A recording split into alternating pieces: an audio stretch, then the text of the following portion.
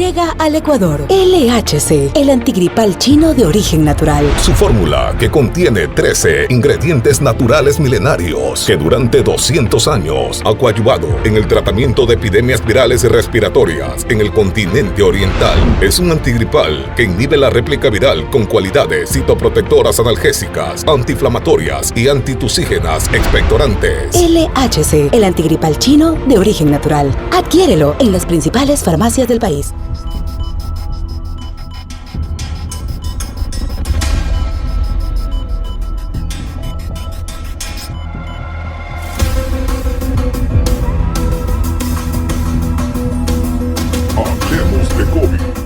Hola amigos, muy buenas tardes, gracias por estar ahí en este su programa Hablemos de COVID.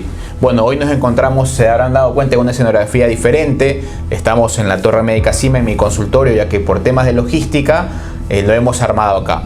Pero nos parece, la verdad, que después conversándolo una buena idea, así que ya van a haber sorpresas porque probablemente vamos a ir cambiando de lugares para también tener otra visión, digamos. Así que muchísimas gracias por estar ahí. No pude estar la semana anterior con ustedes por cuestiones de docencia, así que bueno, esta semana estamos de vuelta. Doc. ¿Cómo están? Muy buenas tardes, amigos.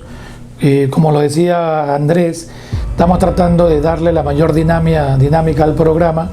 Por eso van a ver que estamos tratando de asistir a diferentes centros hospitalarios, centros asistenciales, para poder compartir experiencias con médicos, con trabajadores de la salud, de la problemática del COVID, ¿no?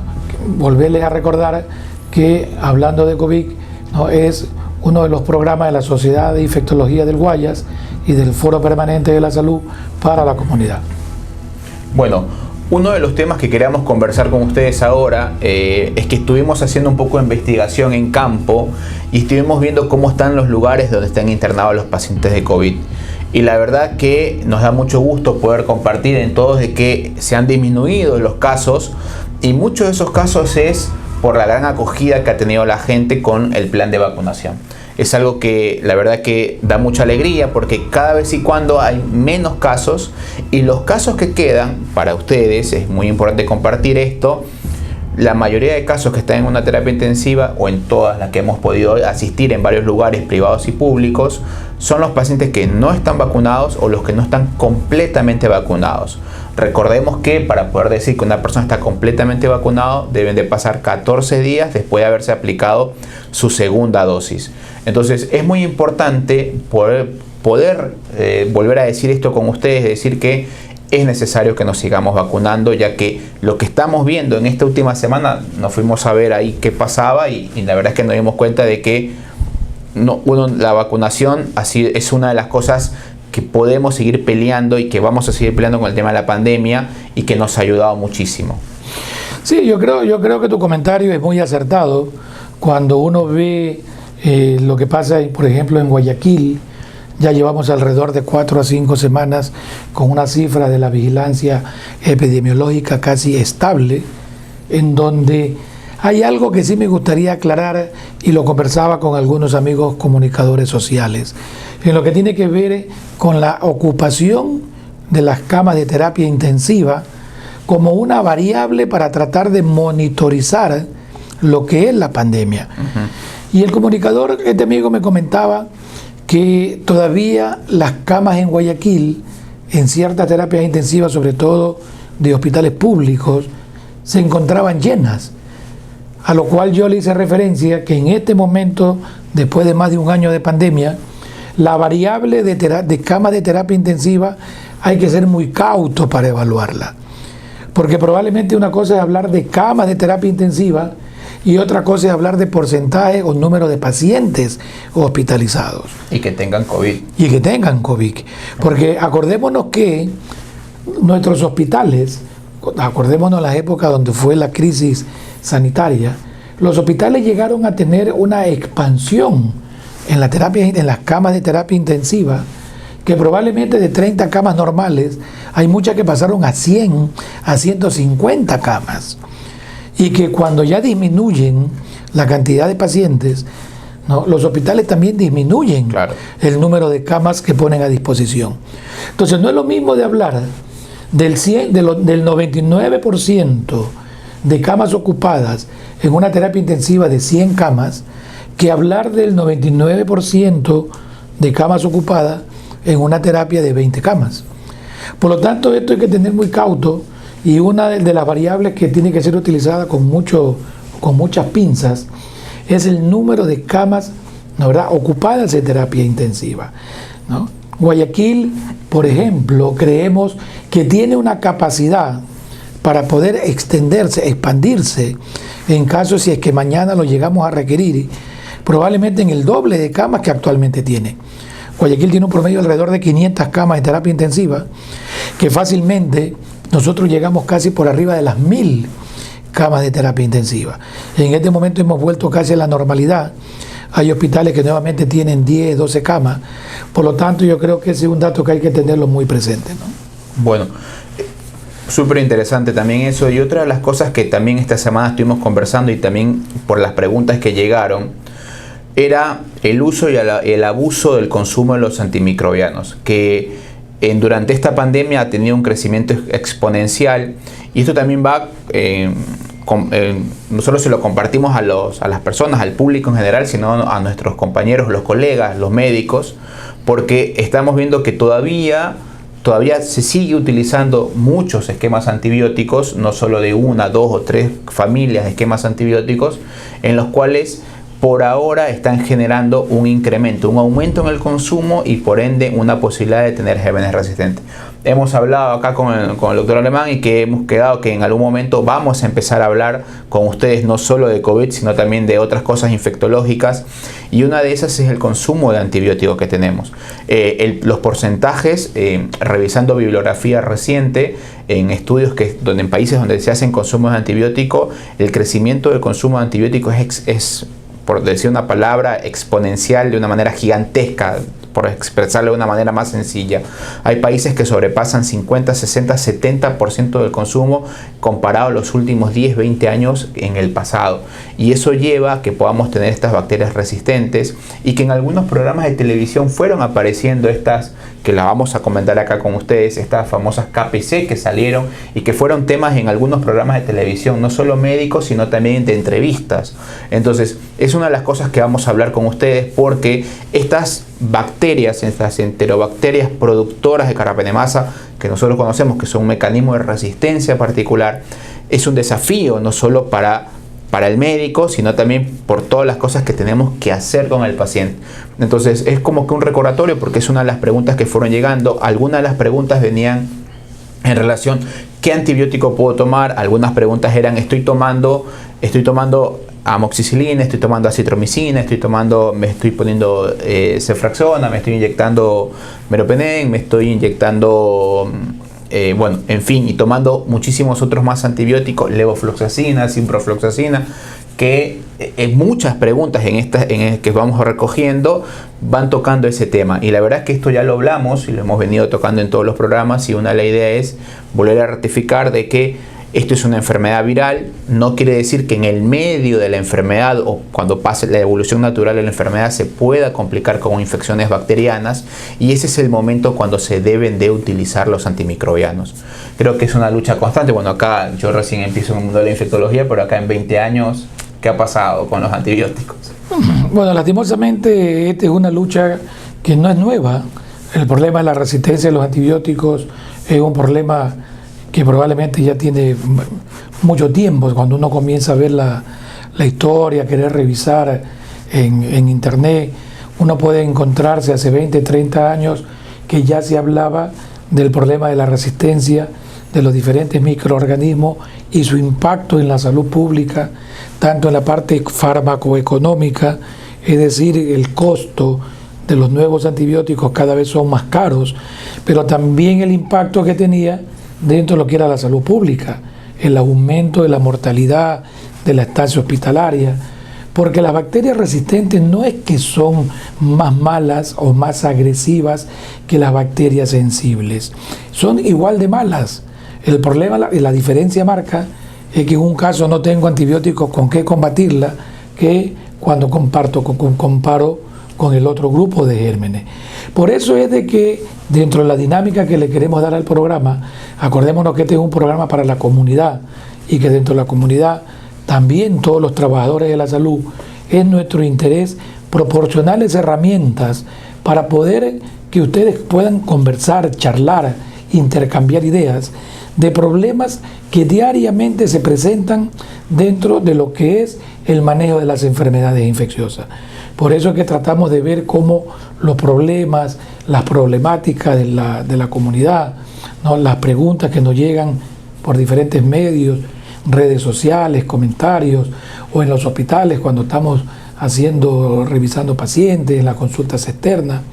Tratamos de todas esas preguntas, traerlas acá para poderlas compartir no solamente con Andrés, que somos los que estamos en el programa, ¿no? Nos reunimos muchas veces dentro de lo que es la Sociedad de Infectología del Guayas, y justamente con una serie de colegas es que a veces intercambiamos ideas y tratamos de ver cómo podemos compartir con ustedes lo que por ahí creemos de que sean temas muy importantes, ¿no? Bueno, otra de las cosas que mencionaron del programa pasado, la gente quedó muy a gusto con el tema de la explicación de la doctora Rodas, que la verdad que es una genia poderla tener acá con nosotros, sobre el tema del tema de las complicaciones pulmonares. Nos preguntaban el tema de cuándo uno puede decir cosas de fibrosis, o sea, utilizaban esa palabra, o qué cosas se deben de hacer y pensar, porque es algo que las personas, si parece que sí ven el programa, entonces se han enganchado con el tema de cuando hablamos del post-COVID, de todas estas cosas que pueden aparecer, y empezaron a hacer preguntas relacionadas con estos problemas, complicaciones pulmonares. Yo creo que podemos hacer un repaso de eso, porque es una de las... La verdad es que en el último programa llegaron muchísimas preguntas relacionadas con esto. Sí, yo creo que uno de los mayores inquietudes que recibimos del programa es justamente todos los problemas que quedaban los pacientes después del COVID.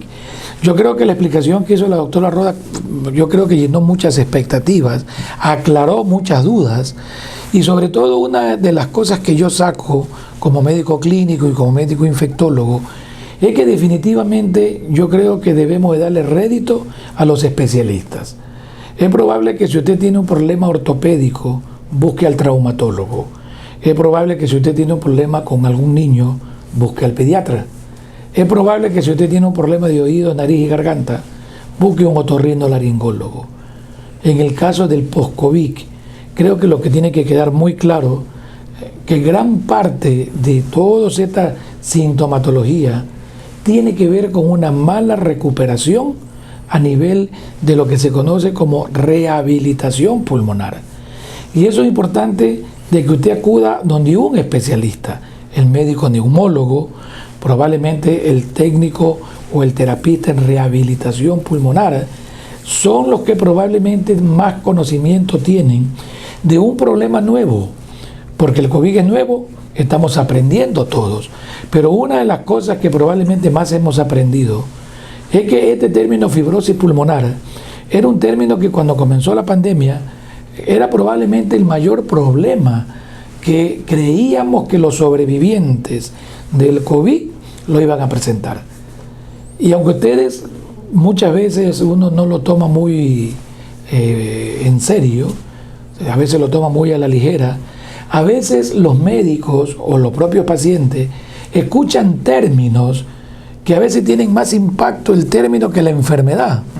Decirle a un paciente que tiene fibrosis pulmonar, por ejemplo, es probable que tenga un gran impacto, ¿no?, desde el punto de vista de la enfermedad, cuando todavía ni siquiera se le ha hecho un estudio como es una espirometría o una evaluación de la fisiología pulmonar. Claro, y muchas veces los médicos podemos cometer el error de agarrar una radiografía o agarrar una tomografía y poder emitir esos comentarios, esas frases, esas palabras que pueden generar y calar hondo, pero que somos responsables también de lo que decimos. Entonces, decir que una persona tiene una fibrosis, uno empieza que algo está duro y que nunca más se va a recuperar. Y yo creo que hay que darle mucha importancia y mucha relevancia a las personas que realizan rehabilitación pulmonar, que sí existen en el país y que sí los neumólogos algunos trabajan con ellos. Existen equipos completos de rehabilitación pulmonar y que no es solo decir vamos a caminar. Existen ciertos trabajos, ciertos ejercicios puntuales para este grupo de personas para poder recuperar esa capacidad pulmonar. COVID, efectivamente, ustedes se acordarán que al principio de la pandemia se decía que era una enfermedad pulmonar, después se entendió que era una enfermedad sistémica y ahora estamos aprendiendo mucho más. Por eso es que este programa es una de las patologías que seguimos leyendo todos los días y siguen apareciendo cosas nuevas. Y cosas nuevas como el tema de, podemos discutir si decir tercera dosis o dosis de refuerzo, la dosis booster. Como ustedes bien vieron, como lo pudieron apreciar, sobre todo en los países, algunos europeos, el más famoso que salió, digamos, es el caso de Israel, que empezó primerito con el tema de su tercera dosis de su vacuna de ARN a personas de mayores de 60 años. Pero también, bueno, actualmente ya se está recomendando en ciertos grupos de personas que tienen alterada su inmunidad. Esto lo comentamos en el programa, lo comentamos hace algún tiempo atrás, hace varios programas atrás, y decíamos que bueno, esto lo vamos a seguir hablando y que efectivamente es algo que se iba a dar. Bueno, se está promocionando el tema de la tercera dosis una dosis de refuerzo, podríamos decirle, para poder tener una mayor capacidad de respuesta inmune ante esta enfermedad. Esto es un tema que lo vamos a seguir conversando ahora después del corte.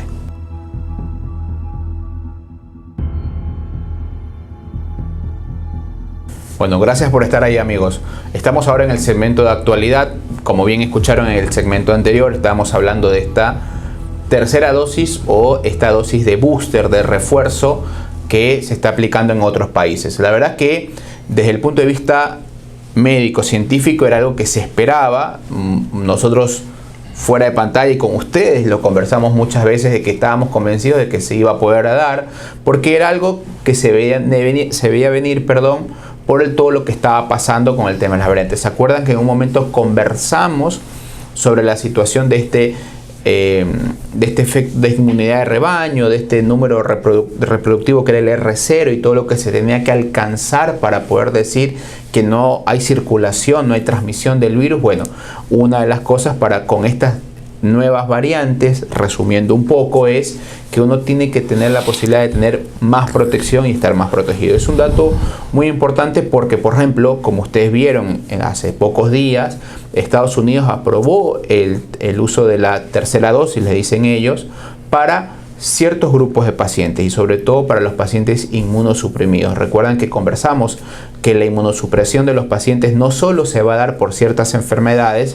sino también por medicamentos que pueden tomar. Hay personas que tienen alguna enfermedad autoinmune, como por ejemplo, habíamos hablado del lupus eritematoso sistémico, artritis reumatoidea, y que sus médicos reumatólogos le indican medicamentos que van a alterar su inmunidad. Hay otro grupo de pacientes que vemos los infectólogos, como son las personas que viven con el virus de inmunodeficiencia humana, el VIH, que también son un grupo, digamos, que tiene alterada su inmunidad. Otro grupo de pacientes también son los trasplantados, que los trasplantados de órganos sólidos, trasplantados de médula ósea. También es un tema muy muy interesante porque en esto fue uno de los primeros que se vio que lo que se sabía, que no iban a tener una capacidad de respuesta mayor comparado con las personas que no tenían algún defecto en su inmunidad. Creo que es un tema para conversarlo, para poder tener, porque es un dato interesante también. La FDA, que es el organismo que aprueba las cosas en Estados Unidos, es una cosa, pero la Organización Mundial de la Salud es otra, y algunas veces hay discrepancias. Ahora es una de ellas en este tema puntual. Bueno, yo creo que este es un dato importante porque a veces cuando uno lee la información puede confundirse, porque la Organización Mundial de la Salud, que viene a ser más o menos el referente mundial que agrupa todos los ministerios de salud, es el que marca más o menos las normas, pero cada país tiene sus institutos de salud, que es el que marca la norma para cada país. Los CDC, ¿no?, los Centros de Enfermedades Infecciosas en los Estados Unidos, marca la norma para lo que es los Estados Unidos, ¿no? La EMA en lo que es la parte europea, el Instituto Nacional de Higiene, el INSPI, viene a ser nuestro CDC nacional, que se está luchando, entre paréntesis, para tratar de recuperarlo, reactivarlo nuevamente a lo que era hace años atrás. Y esto es importante porque uno de los mayores problemas, creo yo, que tenemos en esta pandemia es la inequidad en lo que es la distribución de vacunas, ¿no? Y hay que tratar de ir aclarando ciertos puntos, porque por ahí hay comentarios que me llegaban la otra vez por las redes, ¿no?, queriendo acusar a las vacunas, ¿no?, de ser las responsables de las mutantes, de las mutaciones o variantes. Yo creo que esto hay que tratar de dejar claro que las vacunas no son responsables, ¿no?, de los virus que presentan alguna mutación o alguna variante. Que probablemente uno de los aspectos que diría yo más importante en la presencia de variantes son estas inequidades en la distribución y en la aplicación de vacunas. Hay países del primer mundo que probablemente ya van por arriba del 50 o 60% de aplicación. Llama mucho la atención los Estados Unidos, que siendo el país más poderoso, uno de los más poderosos del planeta, solo la mitad de su población está vacunada. El tema es que podemos hablar del movimiento exactamente fuerte. Es que justamente quiero llegar a eso, ¿no? Los Estados Unidos tiene guardada, entre comillas, vacunas para 2 o 3 veces su número de la población. Pero y miren el ejemplo de un país que tiene vacunas guardadas, que puede regalarlas dentro de diferentes iniciativas, COVAX o por una donación política. Pero el problema de ellos es que hay un buen porcentaje de población que no desea vacunarse, ¿no?, como es la circunstancia. Hay otros países como Haití, que a pesar de lastimosamente toda la crisis, encima tuvo en estos días el terremoto, Claro. que todavía no llega ni siquiera al 1% de lo que es la población a nivel de estos países. Y pudiésemos seguir nombrando países en el subdesarrollo, países latinoamericanos, que sus porcentajes todavía son bajos.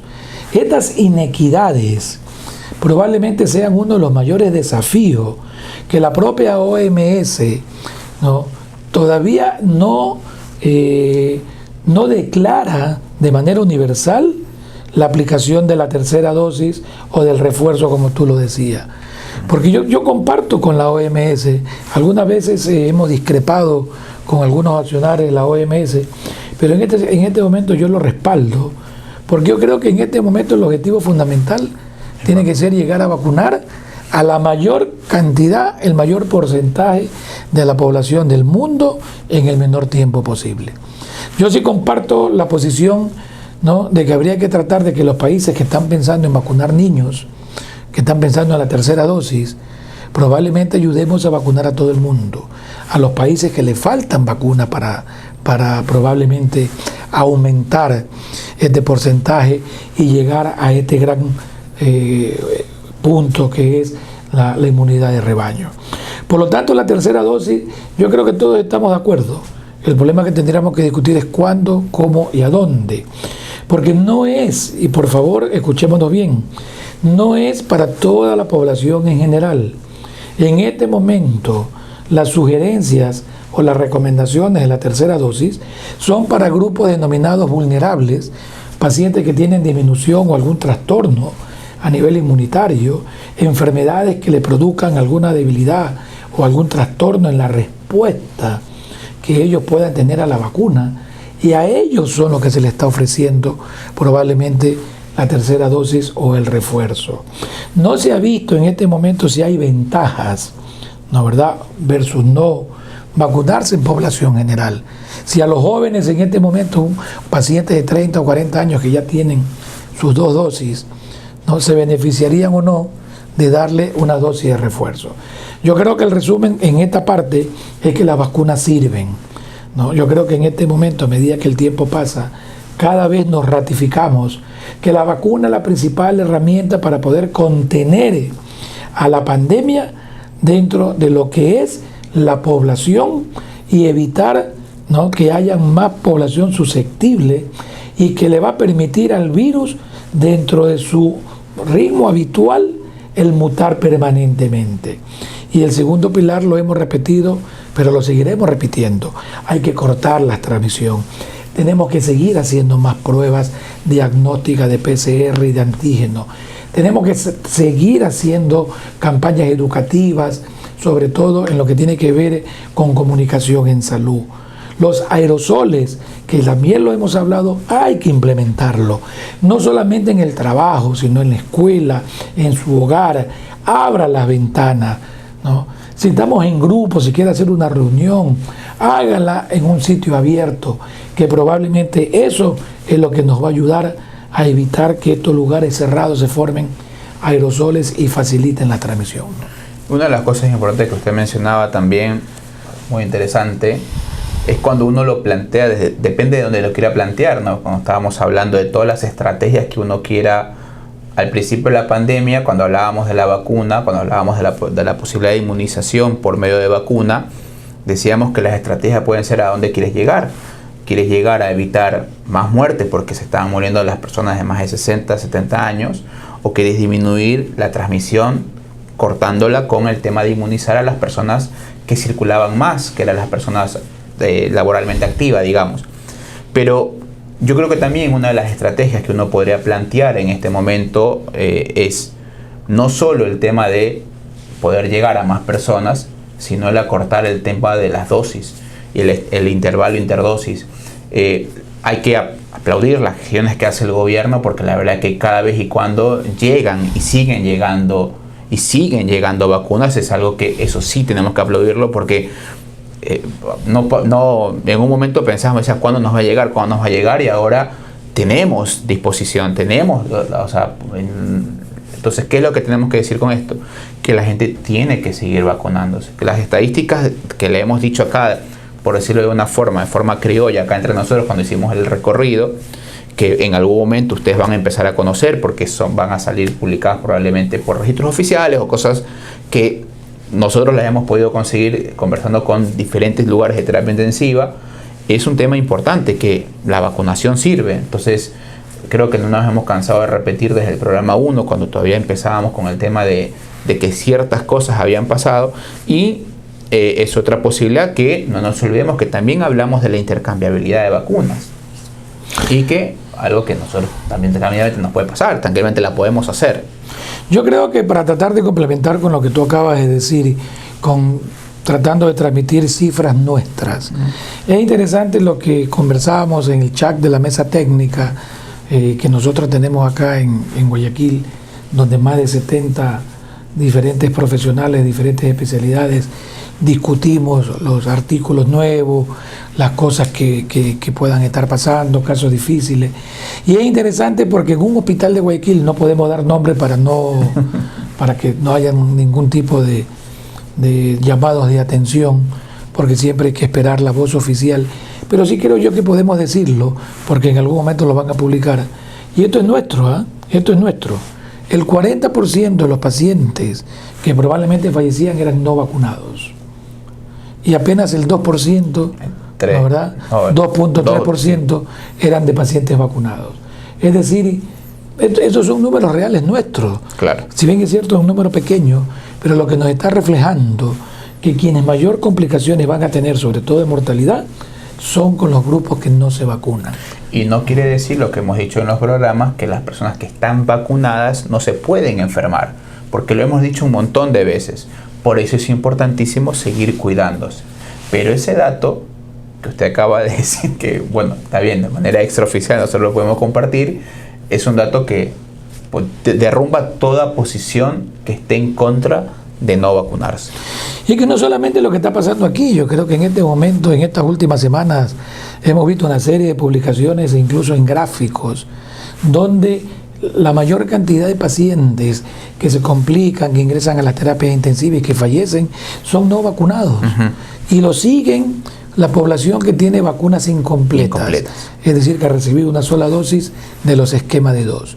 Y lo que menos se complica son los vacunados. Entonces yo creo que en este momento no deberíamos de dudar, ¿no? Para todos ustedes, amigos, que de alguna u otra manera todavía siguen pensando de que se va a inyectar el chip, de que por ahí escuchan de que la antena 5G le va a cambiar el gen, o que nos van a hacer hablar chino las vacunas chinas. Yo creo que todos estos conceptos, que gran parte de ellos forman parte a veces de chistes o de broma, en este momento creemos, ¿no?, que hay demasiada evidencia para poder demostrar el beneficio de la vacuna.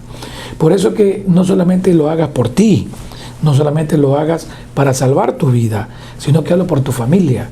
Porque mañana cuando vayas a visitar a tus familiares, a tu abuelito, a tu tío, a alguien vulnerable, una mujer embarazada, un paciente diabético, no es lo mismo estar vacunado que no estar vacunado. Así. Bueno, amigos, volvemos en el siguiente segmento con las preguntas que nos han realizado y nos siguen realizando a través de nuestras redes sociales. No se olviden, en la parte de acá abajo van a ver los números a los cuales siempre pueden escribir para hacer sus preguntas y vamos a tratar, como siempre, de contestar todas las que podamos. Ya regresamos.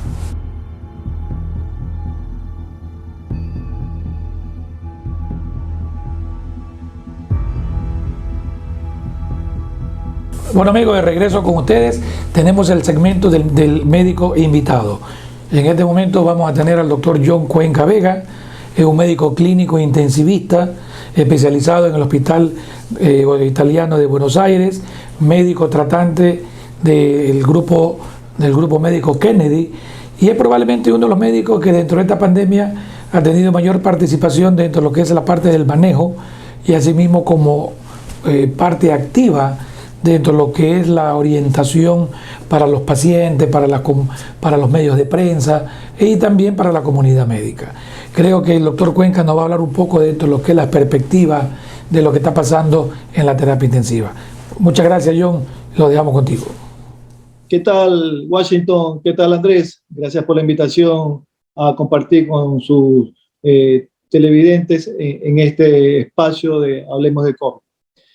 La situación que estamos teniendo acá en mi área de trabajo, lo que estamos observando desde el mes de mayo, una disminución progresiva de la cantidad de pacientes.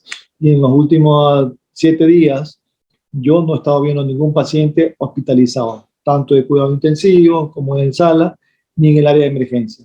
En consultorio, la disminución ha sido también sustancial, menos del 5% de lo que nosotros veíamos regularmente en pleno pico de la pandemia.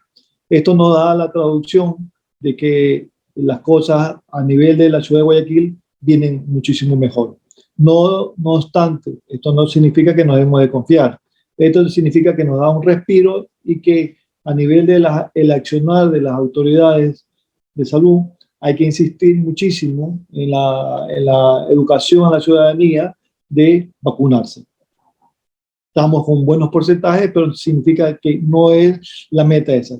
Mientras más cantidad de personas nosotros lleguemos a vacunar como país, mejor será. Saber a la ciudadanía que aplicar la vacuna no significa que está poniendo un chip, no significa que después con las ondas 3G o 4G o como quieran llamarlas, se van a morir en 2 o 3 años. No, lo que estamos aplicando son estimulantes de anticuerpos, son parte de las proteínas del virus que estimulan los anticuerpos. Y estas, nosotros a nivel mundial, más allá, llevamos más de 100 años, la actividad preventiva con las vacunas, ya sea de varicela, ya sea de viruela, ya sea de polio, ya sea de hepatitis, múltiples tipos de enfermedades que se han ido logrando desaparecerlas o controlarlas con las vacunas. Esta vacuna, si bien es cierto, las dudas que hay que se ha hecho tan rápido, es porque todo el mundo ha estado pendiente y ha aportado para poder que esto salga lo más rápido posible. Las actividades que post-COVID, lo que nosotros estamos viendo son actualmente pocos pacientes y las secuelas prácticamente ha habido procesos respiratorios que terminan en 6, 8 o 10 meses mejorando. Muy pocos pacientes quedan con las secuelas respiratorias. Hay sí problemas de tipo de inflamación nerviosa, inflamación de las raíces nerviosas que tienen mucho dolor. Eso sí es verdad. Y otras cosas que nosotros estamos viendo también es mucho el impacto psicológico a todas las edades por la pandemia, o porque le dio el COVID, o por el aislamiento que hemos tenido en nuestra población, incluidos nosotros, que estamos al frente en el campo de batalla y que también ha afectado a nuestro grupo poblacional, los que somos los trabajadores de salud.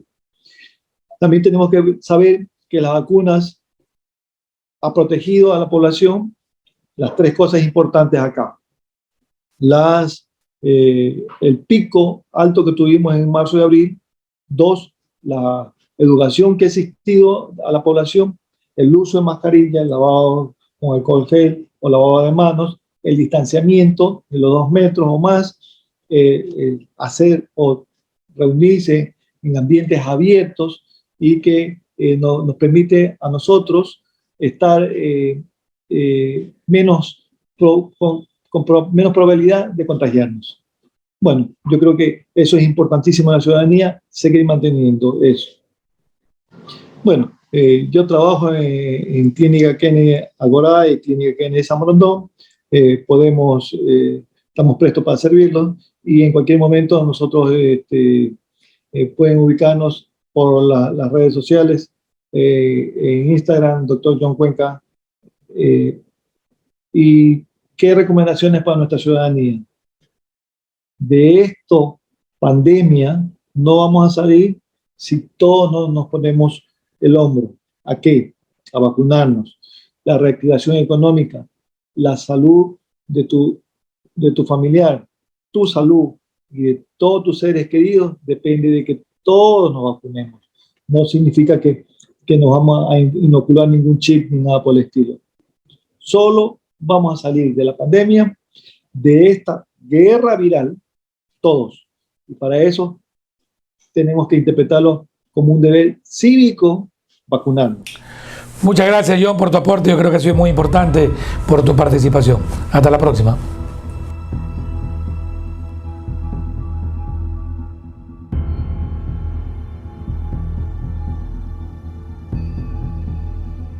Bueno, estamos de regreso, amigos, y ahora con el segmento de preguntas.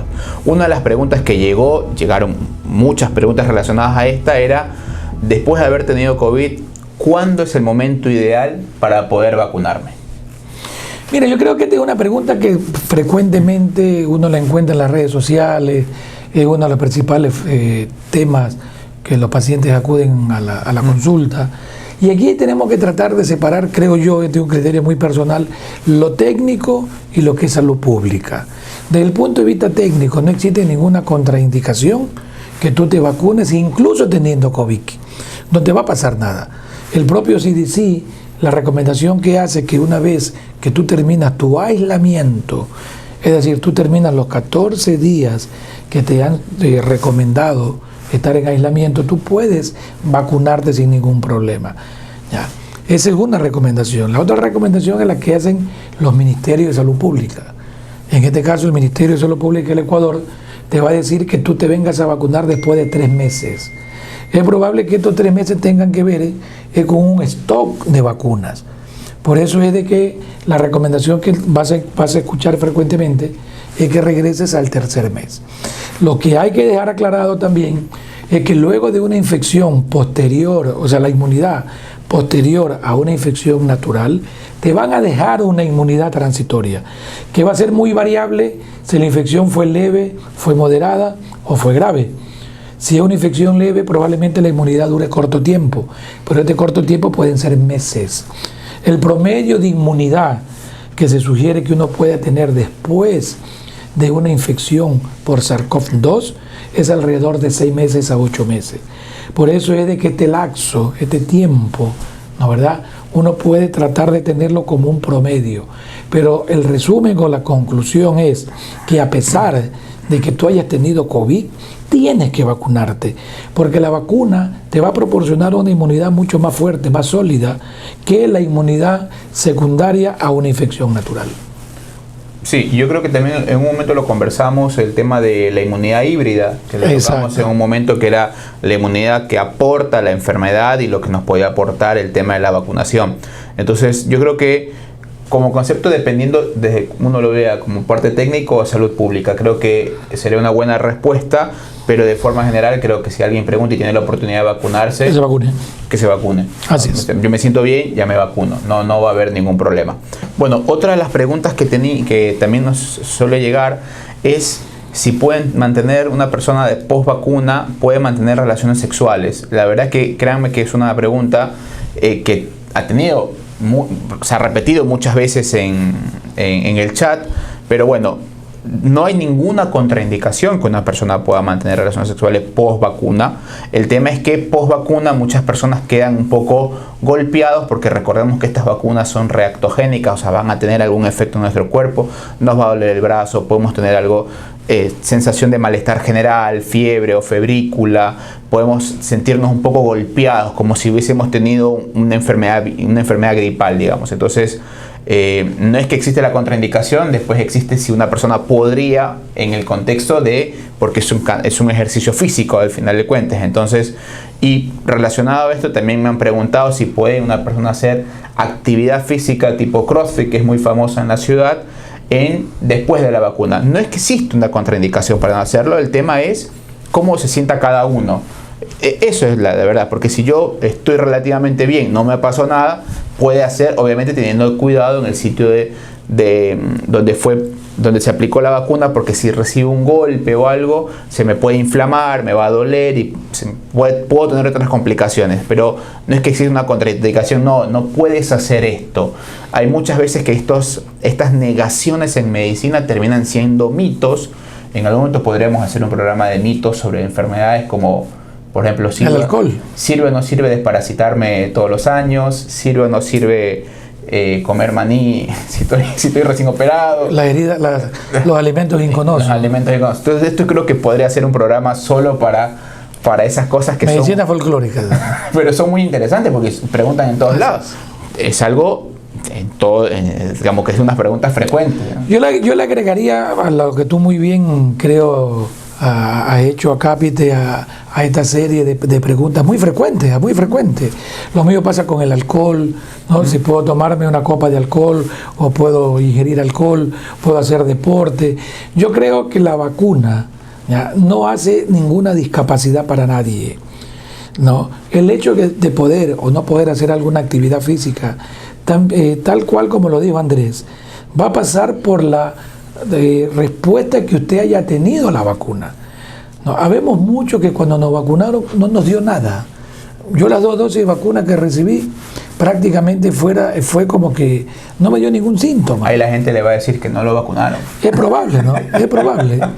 Pero también conocemos amigos que recibieron unas vacunas y pasaron 2 o 3 días, ¿no? Con lo que normalmente a veces uno escucha la palabra trancazo, es decir, tumbado, con fiebre, malestar, ¿no? Que incluso estaban asustados pensando que no tenían un COVID. Entonces, la realización de actividades, ¿no? ¿Verdad? Física, deportiva, si quiere algún evento social, está relacionado íntimamente a la respuesta que su organismo tenga, ¿no? A la vacuna, ¿no? Rompamos todos estos mitos que a veces lo único que hacen es asustar a las personas, querer pensar que no voy a poder ejercer o hacer alguna actividad determinada, y eso probablemente lo único que ayuda es a causar mayor alarma y evitar que la gente se vacune. Y pánico, y haciéndole tener miedo a las personas de que no, yo no me voy a vacunar por esto, voy a esperar que otras personas se vacunen. Y eso es lo que desde este pequeño segmento queremos decirle, que hay que vacunarse. Bueno amigos, la verdad es que ha sido un placer. Hoy ha sido un programa, la verdad es que un tipo más conversatorio, que era como siempre lo hemos querido hacer.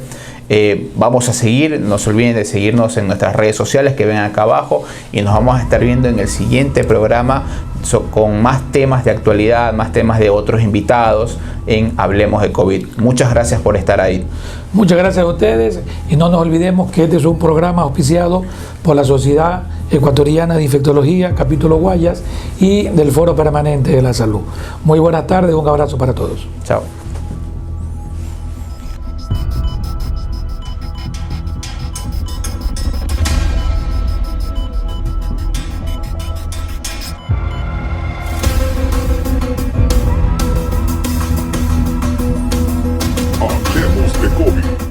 Llega al Ecuador. LHC, el antigripal chino de origen natural. Su fórmula, que contiene 13 ingredientes naturales milenarios que durante 200 años ha coadyuvado en el tratamiento de epidemias virales y respiratorias en el continente oriental. Es un antigripal que inhibe la réplica viral con cualidades citoprotectoras, analgésicas, antiinflamatorias y antitusígenas expectorantes. LHC, el antigripal chino de origen natural. Adquiérelo en las principales farmacias del país.